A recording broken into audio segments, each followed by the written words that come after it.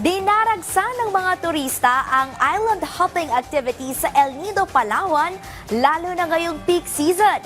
Yan ang ulat ni Jessie Atienza. Kakaibang reunion ang trip ng magkaklase sa college na mga senior citizen na ito mula sa Davao City.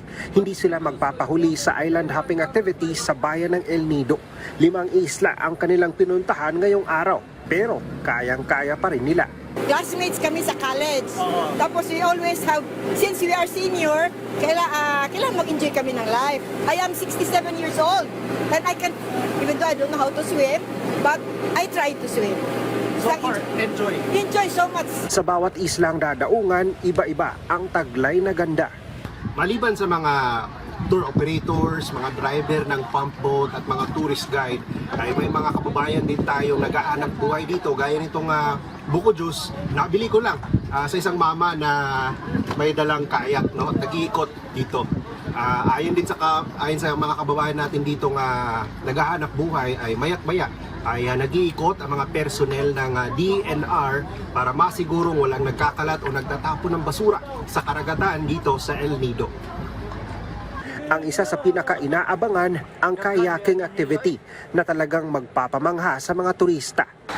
Ayon sa Association of Accredited Tourist Accommodation of El Nido o AATM, nasa 80% na ang occupancy rate ng mga matutuluyan sa El Nido ngayong peak season.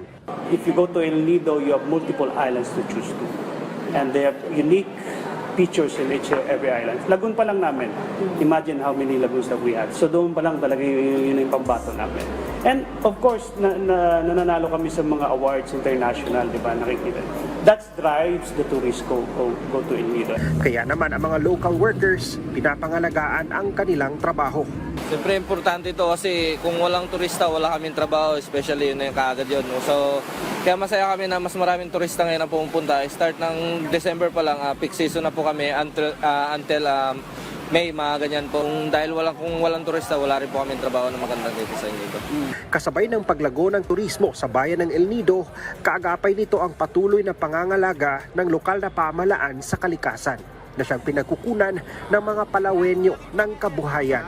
Mula sa lalawigan ng Palawan, Jessie Atienza para sa Pambansang TV sa Bagong Pilipinas.